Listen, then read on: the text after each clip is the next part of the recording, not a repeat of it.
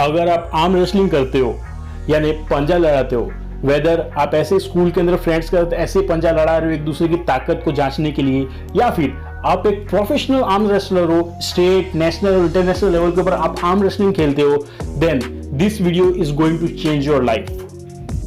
So in this video मैं आपके साथ शेयर करूंगा एक complete detailed arm wrestling training schedule, जिसे फॉलो करके आप ओनली 7 डेज के अंदर अपनी आर्म रेसलिंग को ट्रिपल चौपल कर सकते हो, उसकी एफिशिएंसी को। यानी इसके अंदर आपको कोई भी इक्विपमेंट की कोई जरूरत नहीं पड़ेगी, no dumbbells, no weights, no nothing. आप खाली अपने बॉडी वेट यानी अपने शरीर का इस्तेमाल करके किस किस एक्सरसाइज को परफॉर्म करना है, कैसे परफॉर्म करना है कि उसकी रिजल्ट्स हमें 100% मिले, जिससे हमारी आर्म रेसलिंग के अंदर 4 नहीं 16 चांद लग जाए। और खाली ट्रेनिंग ही नहीं, मैं आपके साथ शेयर करूंगा कि आर्म रेसलिंग की मोस्ट कॉमन टेक्निक्स क्या क्या है जो मोस्ट पीपल यूज करते हैं, तो उन टेक्निक्स को आप अच्छे से यूज कैसे करना है। साथ ही साथ अगर आपका ओपोनेंट उन टेक्निक को यूज कर रहा है तो उसकी टेक्निक को काटना कैसे, उस टेक्निक को फेल कैसे करना है, ये सारी बातें मैं आपके साथ डिटेल में शेयर करूंगा इन दिस वीडियो। देखो, arm wrestling is all about technique plus strength plus speed plus timing equals to win, but don't forget about luck. So jokes apart, चलिए शुरू करते हैं। आर्म रेसलिंग ट्रेनिंग की ये 4th video होने वाली है। इसके पहले ऑलरेडी 3 वीडियोस रिलीज हो चुकी है। सो अगर आपको आर्म रेसलिंग ट्रेनिंग की पूरा ज्ञान चाहिए तब मैंने इसकी पूरी प्लेलिस्ट का लिंक डिस्क्रिप्शन में दे दिया है, एज वेल एज ये प्लेलिस्ट आपको वीडियो के एंड में स्क्रीन पे दिख भी जाएगी। So make sure to watch it. अगर आप एक फर्स्ट टाइम व्यूअर है तो सब्सक्राइब कर लो त्रिनेत्र फिटनेस चैनल को, क्योंकि मैं प्रोवाइड करता हूँ हेल्थ और फिटनेस से रिलेटेड रियल और क्वालिटी इंफॉर्मेशन, और बन जाइए हमारी हेल्दी फैमिली के एक हेल्दी मेंबर। अब मैं आपके साथ एक्सप्लेन करता हूँ कि हमें कौन कौन सी टेक्निक कैसे कैसे परफॉर्म करनी है। First technique is my personal favourite which is hook, जिसे लॉक भी बोलते हैं। देखो, आपको हुक कब परफॉर्म करना है? आपको हुक जब परफॉर्म करना है जब आपके सामने जो ओपोनेंट है वो आपसे कमजोर है, मतलब उसकी जो फिजिकल वेट है, फिजिकल स्ट्रेंथ है, आपको पता है कि वो कमजोर है आपसे, पर उसकी टेक्निक आपसे ज्यादा बढ़िया है, तब आप हुक परफॉर्म करोगे। मैं ये नहीं बोल रहा कि आपकी टेक्निक आपको कमजोर रखनी है, आपको अपनी टेक्निक को भी अच्छे से परफॉर्म करना है, प्रैक्टिस करना है। पर जब आप हुक यूज करते हैं ना, तो आपकी फिजिकल स्ट्रेंथ से अगर सामने वाले की फिजिकल स्ट्रेंथ कम है तो वो फटाक से हार जाता है और आप जीत जाते हो। तो अब जान लो हुक परफॉर्म कैसे करना है। हुक परफॉर्म करते समय आपको 2 बातों का ध्यान रखना है। फर्स्ट, कि आपकी जो कलाई होगी, हुक के अंदर जो ग्रिप लेते हैं उसमें जो आपकी कलाई होगी, वृष्ट होगी, वो ओपोनेंट की वृष्ट से मर्ज होकर रखेगी, टच होकर रखेगी, इसीलिए इसको हुक कहते हैं, लॉक कहते हैं। सेकंड पॉइंट है कि जब आप हुक परफॉर्म करते रहोगे तो आपको ये चीज याद रखनी है, ध्यान रखनी है कि आपकी जो रिस्ट है वो आपके शोल्डर से पैरेलल होनी चाहिए, और आपको अपनी कलाई को अपने शोल्डर के जितना हो सके उतने पास रखना है, जिससे कि अपनी बॉडी की तरफ उसको पुल कर सको। हुक परफॉर्म करते समय हम लोग धक्का नहीं देते, पुल करते हैं, खींचते हैं अपनी बॉडी की तरफ सामने वाले ओपोनेंट को, जिससे हम लोग अपनी फिजिकल स्ट्रेंथ का अच्छे से यूज कर सके, यूटिलाइज कर सके। हमारी सेकेंड टेक्निक है टॉप रोल, जिसे हम लोग अपर भी बोलते हैं। मैं आपके साथ शेयर करता हूं कि आपको टॉप रोल परफॉर्म कब करना है और इसका नाम टॉप रोल या अपर क्यों पड़ा। देखो, सबसे पहले इसका नाम क्यों पड़ा। जब हम टॉप रोल परफॉर्म करते हैं तो हमारा ये एम रहता है कि अपने ओपोनेंट की ग्रिप को लूज करना है। जैसे उसकी ग्रिप लूज होगी तो सबसे पहली बात तो वो अच्छे से स्ट्रेंथ नहीं लगा पाएगा, बिकॉज उसके पास ग्रिप नहीं है, और जैसे वो स्ट्रेंथ नहीं लगा पाएगा उसकी टेक्निक में फ्लो आएगा, और फ्लो आएगा तो वो हार जाएगा।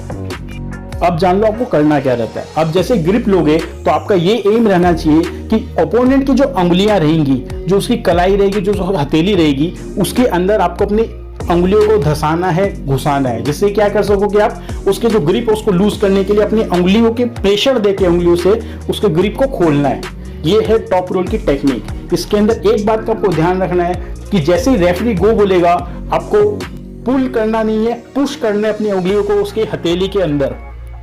पॉइंट टू बी नोटेड, जैसे रेफरी गो बोलेगा वैसे ही आपको साइड वाइज पुश करना है, अपनी तरफ खींचना नहीं है। जिस तरफ हाथ गिरने से हारेगा उस तरफ आपको अपने हाथ को धक्का देना, उसके हाथ को नीचे की तरफ धक्का देना है, और अपनी अंगुलियों को उसकी हथेली के अंदर गड़ाना है, उसकी अंगुलियों के अंदर अपनी अंगुलियों को डाल के खोलने की कोशिश करना है। जिससे होगा क्या, वो पहली बात तो अचानक से डर जाएगा, दूसरा उसकी हाथ की ग्रिप कमजोर होगी और वो हार जाएगा और आप जीत जाओगे। आर्म रेसलिंग की हमारी फर्स्ट एक्सरसाइज आ जाती है फिंगर पुशअप्स।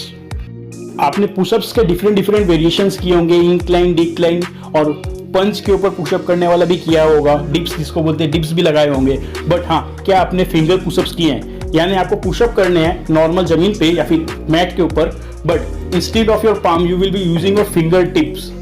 जब आप फिंगर टिप्स के ऊपर पुशअप करोगे तब होगा क्या, नॉर्मल पुशअप करते समय हमारे चेस्ट के मसल्स ज़्यादा एंगेज होते हैं, बस जब हम लोग फिंगर पुशअप करेंगे तो ये हमारे फिंगर्स को होल्ड करने वाले जो मसल्स है उसके ऊपर काफ़ी ज़्यादा स्ट्रेन देगा, उनको काफ़ी ज़्यादा मैनिपुलेट एंड एक्टिवेट करेगा। उससे होगा क्या, अगर आप टॉप रोल वाले बंदे हो यानी आप अपर यूज करते हो तो आपकी फिंगर की स्ट्रेंथ को ट्रेमेंडसली इंक्रीज करेगा, और जैसे ही आपकी फिंगर्स की स्ट्रेंथ इंक्रीज होगी वैसे बिलीव मी जब भी आप टॉप रोल लगाओगे, अपर लगाओगे, तो सामने वाला ओपोनेंट भले ही हुक यूज करता हो या फिर वो भी टॉप रोल वाला ही हो, बट वो हार जाएगा because of your finger strength. अब जानते हैं कि हमें safely and effectively finger pushups करने कैसे हैं जिससे हमारी उंगलियों के अंदर कोई भी नुकसान नहीं हो और हम लोग इसका 100% बेनिफिट ले सके, हमारी उंगलियां अच्छे से कंडीशन हो जाए, मजबूत हो जाए। सो फर्स्ट ऑफ ऑल आपको दीवार के सारे पुशअप्स करने हैं, but instead of your palm अपने हथेली की जगह पे आपको उंगलियों को इस्तेमाल करके करने हैं। ऐसा आप सिंगल हाथ में करना, एक हाथ से करना, जिससे कि आपके हाथ पे ज्यादा इफेक्ट आए और आपकी स्ट्रेंथ इंक्रीज हो। जब आपको ये करते हुए आराम से 2 दिन हो जाए तो तीसरे दिन आप जमीन के ऊपर पुशअप लगा सकते हो, बट आपको नी पुशअप करना है, घुटने के बल पुशअप पोजीशन में आना है और फिर इंस्टेड ऑफ हथेली की जगह उंगलियों से पुशअप करना है। ये भी आपको 2 दिन तक करने हैं। जब ये आराम से करने लग जाओ, टोटल 4 दिन हो गए, और फाइनली 5वें दिन यानी 5th डे के ऊपर आपको नॉर्मल पुशअप स्टेंस में चले जाना है और उसके बाद आपको फिंगर के ऊपर पुशअप करना है। अगर आप 5वें दिन 1 फिंगर पुशअप लगा लेते हो तो that is more than enough, और बाद में आपको रेस्ट करना है। अब जानते हैं हमें फिंगर पुशअप करने कितने हैं। तो जब आप वॉल के ऊपर उड़ोगे तब आपको 10 फिंगर पुशअप्स करने हैं और उसके 3 सेट लगेंगे। इस सेट के बीच में 10 सेकंड का रेस्ट होगा। जब आप नी के ऊपर फिंगर पुशअप करोगे तब आपको 5 पुशअप्स करने हैं और इनके 2 सेट लगेंगे और सेट्स के बीच में 20 सेकंड का रेस्ट होगा। और जब आप फाइनल डे यानी 5वें दिन पूरा फिंगर पुशअप करोगे तब आपको 1 फिंगर पुशअप करना है सिर्फ। और 5वें दिन के बाद जब 6th डे चालू होगा उसके बाद से आप नॉर्मली जमीन के ऊपर पूरा 100% पुशअप स्ट्रेंथ के ऊपर जितने चाहो उतने फिंगर पुशअप्स कर सकते हो, क्योंकि तब तक आपकी फिंगर कंडीशनिंग हो जाएगी और आपकी उंगलियों में इतनी ताकत आ जाएगी कि किसी को पड़ाका मार दो तो लेट जाए। आर्म रेसलिंग की हमारी सेकेंड एक्सरसाइज होती है ग्रिप ट्रेनिंग। देखो, आप आर्म रेसलिंग की कोई भी टेक्निक फॉलो करो, whether it be top roll और हुक, दोनों के अंदर ही हमें अपने ग्रिप एंड स्ट्रेंथ को यूज करना रहता है ओपोनेंट को हराने के लिए, चाहे आप पुलिंग फोर्स यूज करो या फिर फॉरवर्ड फोर्स यूज करो। और ये फोर्स, ये स्ट्रेंथ और स्पीड हमें मिलती है हमारे फोरआर्म मसल से, इसीलिए उंगलियों के साथ साथ हमें अपने फोरआर्म मसल की ट्रेनिंग एंड उसको स्ट्रेंथन करना बहुत जरूरी हो जाता है when it comes to arm wrestling. इस बात को ऐसे समझो कि गाड़ी के चक्के कितने ही चमकदार और सुंदर और बढ़िया क्यों ना हो, पावर तो इंजन से ही आती है। सो आर्म रेसलिंग में हमारा इंजन होता है हमारा forearm muscle. Here forearm training के लिए हम लोग स्ट्रेस बॉल या फिर ग्रिपर का यूज करेंगे। इन केस आपको ग्रिपर खरीदना है तो मैंने ग्रिपर को खरीदने का लिंक डिस्क्रिप्शन में दे दिया है, आप वहां से ग्रिपर ऑनलाइन भी खरीद सकते हो। हम लोग को ग्रिपर का यूज क्यों करना है, बिकॉज स्ट्रेच बॉल से जो स्ट्रेंथ मिलेगी उससे 100 to 200 टाइम्स ज्यादा हमें ग्रिपर से मिल जाती है। और आजकल तो एडजस्टेबल ग्रिपर आते हैं तो वो और ज्यादा फायदा करते हैं। सो अब जान लो आपको स्ट्रेस बॉल या फिर ग्रिपर का यूज करना कैसे है। तो सिंपल सी बात है, हमें इन दोनों ही चीज को स्क्वीज करनी है, दबानी है। कितना दबाना है, कब कब दबाना है वो जान लो।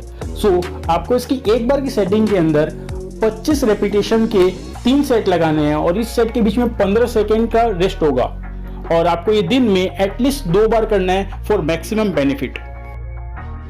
आर्म रेसलिंग ट्रेनिंग की हमारी थर्ड और फाइनल एक्सरसाइज आ जाती है रिस्ट कंडीशनिंग।